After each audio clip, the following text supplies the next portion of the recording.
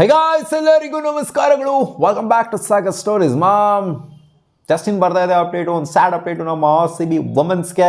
ಹೌದು, last match ನಾವು ಗೆದ್ದಿರಬಹುದು, but ಬೆಳಗ್ಗೆ ಬರ್ತಾ ಇರೋಂಥ ಅಪ್ಡೇಟ್ ಏನು ಅಂತಂದರೆ, ಪೂಜಾ ವಸ್ತ್ರಾಕರ ನಾವು ಎಕ್ಸ್ಪೆಕ್ಟ್ ಮಾಡಿದ್ವಿ ನಿನ್ನೆ ಪ್ಲೇಯಿಂಗ್ ಲೆವೆನಲ್ಲಿ. ಪೂಜಾ ವಸ್ತ್ರಾಕರ್ಗೆ ಏನು ಆಯಿತು?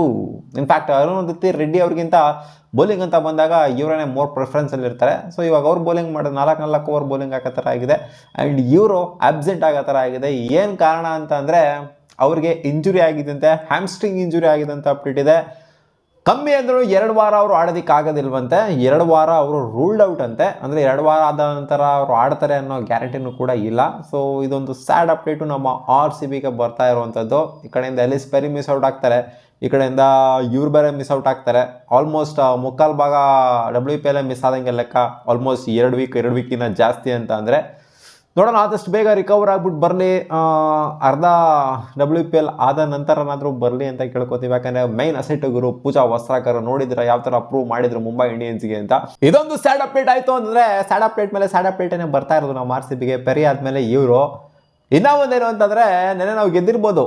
ಡಿಸ್ಪೈಟ್ ವಿನ್ನಿಂಗ್ ಪ್ರೀವಿಯಸ್ ಗೇಮ್, RCBಯ 11 ಬಗ್ಗೆ ಒಂದು ಕನ್ಸರ್ನ್ ಇದೆ ಖಂಡಿತ. ಹೌದು, RCB 11 ನೋಡ್ತು ಅಂತಂದರೆ, ಏನು ಗುರು ಇದು ಬ್ಯಾಟಿಂಗ್ ಡೆಪ್ತ್ ಹಿಂಗೈತಾ ನಮ್ಮದು RCB, ಈ ಥರ ಆಯ್ತಾ ಬ್ಯಾಟಿಂಗ್ ಯೂನಿಟು ಅಂತ ಅನ್ನಿಸ್ಬಿಡ್ತು ನೆನ್ನೆ ಮ್ಯಾಚಲ್ಲಿ. ಹೌದು, ನೆನ್ನೆ ಗೆದ್ದಿರ್ಬೋದು, ಆ್ಯಂಡ್ ಡಿ ಕ್ಲಾರ್ಕ್ ಹೊಡೆದ್ಬಿಟ್ಟು ಗೆಲ್ಸಿದ್ರು. ಇದೆಲ್ಲ ಮ್ಯಾಚು ಆಗುತ್ತೆ ಅಂತ ಎಕ್ಸ್ಪೆಕ್ಟೇಷನ್ ಇಟ್ಕೊಳ್ಳೋದಕ್ಕಾಗೋದಿಲ್ಲ. ಹೌದು, ನೆನ್ನೆ ಬೌಲಿಂಗ್ ಏನೋ ಪರವಾಗಿಲ್ಲ, ಚೆನ್ನಾಗೇನೆ ಇತ್ತು, ಬಟ್ ಬ್ಯಾಟಿಂಗು ಒಂಥರ ಮೈನ್ ಕನ್ಸರ್ನ್ ಆಗೇನೆ ಕಾಣಿಸ್ಕೊಂಡಿದ್ದು. ಏನು ಗುರು ಬ್ಯಾಟಿಂಗೇ ಇಲ್ಲ ಅಂತ ಅನ್ನಿಸ್ಬಿಡ್ತು. ಆಫ್ಟರ್ ಅಲ್ಲಿ ವಿಕೆಟ್ ಬಿದ್ದಾದ್ಮೇಲೆ, ಯಾರು ವಿಕೆಟ್ ಬಿದ್ದಾದ್ಮೇಲೆ, ರಿಚಾ ಘೋಷ್ ಅವ್ರ ವಿಕೆಟ್ ಬಿದ್ದಾದ್ಮೇಲೆ ಏನು ಗುರು ಬ್ಯಾಟಿಂಗ್ ಹಿಂಗೆ, ರಾಧಾ ಯಾದವ್ ಹಿಂಗೆ ಬರ್ತಾವ್ರೆ ಮೇಲ್ಗಡೆ. ವಾಷಿಂಗ್ಟನ್ಸ್ ಅಂತ ನಮ್ಮ ಮೇಲ್ಗಡೆ ಕಳಿಸ್ತಾರೆ ಇರುತ್ತಲ್ಲ, ಆ ಥರ ರಾಧಾ ಯಾದವ್ ಮೇಲ್ಗಡೆ ಬರ್ತಾವ್ರೆ. ಇನ್ಫ್ಯಾಕ್ಟ್ ರಿಚಾ ಘೋಷ್ಗಿಂತ ನ್ಯಾಂಡಿ ಡಿ ಕ್ಲಾರ್ಕ್ಗಿಂತ ಮೇಲ್ಗಡೆ ಬಂದಿದ್ದು ರಾಧಾ ಯಾದವ್ ಅವರು. ನ್ಯಾಂಡಿ ಡಿ ಕ್ಲಾರ್ಕ್ ಬಂದಿದ್ದು ನಂಬರ್ 6 ಬಂದಿದ್ದು, ಫಿನಿಶಿಂಗ್ ರೋಲಲ್ಲಿ ಇವ್ರು ಬರ್ತಾರೆ. ಆ್ಯಂಡ್ ಅದಾದ ನಂತರ ಅರುಂಧತಿ ರೆಡ್ಡಿ ಅವರಾಗಿರಲಿ, ಶ್ರೇಯಾಂಕ ಪಾಟೀಲ್ ಅವರಾಗಿರಲಿ, ಲಾಸ್ಟ್ ಮ್ಯಾಚ್ ಏನು ಅಂತ ಹೆವಿ ಪರ್ಫಾರ್ಮ್ ಮಾಡೋಕ್ಕಾಗಿಲ್ಲ, ಬಟ್ 20 ಹೊಡೆದ್ರು ಅರುಂಧತಿ ರೆಡ್ಡಿ ಅವರು. 25 ಬಾಲ್ಗೆ 20. ಇಟ್ಸ್ ನಾಟ್ ಏನು ಹೇಳ್ತಾರೆ ಅದು ಮ್ಯಾಚ್ ವಿನ್ನಿಂಗ್. ಅಂದರೆ ನೆನ್ನೆ ಮ್ಯಾಚಿಗೆ ಮ್ಯಾಚ್ ವಿನ್ನಿಂಗ್ ಏನಾದ್ರು ಹಂಗೆ ನೋಡೋಕೆ ಹೋಯ್ತು ಅಂದರೆ 20 ರನ್ ಹೊಡೆದಿದ್ದಾರೆ, ನಿಂತ್ಕೊಂಡು ಆಡಿದ್ದಾರೆ. ಬಟ್ ನಾವೇನು ಎಕ್ಸ್ಪೆಕ್ಟ್ ಮಾಡ್ತೀವಿ ಅಂತಂದರೆ, ಡಮಾಲ್ ಡಿಮಿಲ್ ಆಟನ ಈ ಒಂದು ಇದರಲ್ಲಿ ಎಕ್ಸ್ಪೆಕ್ಟ್ ಮಾಡ್ತೀವಿ, ಈ ಒಂದು ಪೊಸಿಷನ್ಗಳಲ್ಲಿ ಎಕ್ಸ್ಪೆಕ್ಟ್ ಮಾಡ್ತೀವಿ. ಲಾಸ್ಟ್ ಟೈಮ್ ಹಂಗಿರಲಿಲ್ಲ ನಮ್ಮ RCB. ಲಾಸ್ಟ್ ಟೈಮ್ ಎಲ್ಲ ಇಲ್ಲ ಗುರು, ಬ್ಯಾಟಿಂಗ್ ಇದೆ ನಮ್ಮದು, ಬರ್ತಾವ್ರೆ ಅಂದ್ರೆ ಒಬ್ಬೊಬ್ರು ಅದ್ಮೇಲೆ ಒಬ್ಬೊಬ್ರು ಬರ್ತಾವ್ರೆ, ಅವನ ಹಚ್ಚಿಗೆ ನಾಯಿ ಹೊಡ್ದಂಗೆ ಹೊಡಿಯೋವಂಥವ್ರು ಇದ್ದಾರೆ ಅಂತ ಅನ್ಸೋದು. ಬಟ್ ಒಂದು 4 ವಿಕೆಟ್ ಬೀಳ್ತಾ ಇದ್ದಂಗೆ ಏನು ಗುರು ಎಕ್ಸ್ಪೋಸ್ ಆಗ್ಬಿಡ್ತಾ ನಮ್ಮದು ಬ್ಯಾಟಿಂಗ್ ಯೂನಿಟು ಅಂತ ನೆನ್ನೆ ಖಂಡಿತ ಅನ್ನಿಸ್ತು. ನ್ಯಾಂಡಿ ಡಿ ಕ್ಲಾರ್ಕ್ ಒಂದು ಕಡೆ ಇದ್ದರು, ಎಲ್ಲರೂ ಔಟಾಗಿ ಹೋಗ್ತಾ ಇದ್ರು. ಸೊ ಇದು ನೋಡ್ತು ಅಂದರೆ ಖಂಡಿತ ಇನ್ನೊಬ್ಬ ಬ್ಯಾಟರ್ನ ಅಗತ್ಯತೆ ಇದೆ ಅಂತ ಖಂಡಿತ ಅನ್ನಿಸ್ತಾ ಇದೆ. ಸ್ಮಿತ್ ಅವ್ರನ್ನ ಏನು ಹಾಕ್ಕೊಂಡಿದ್ರು, ಸ್ಪಿನ್ನರ್ನ ಲಿನ್ಸಿ ಸ್ಮಿತ್ ಅವ್ರನ್ನ ಏನು ಹಾಕ್ಕೊಂಡಿದ್ರು.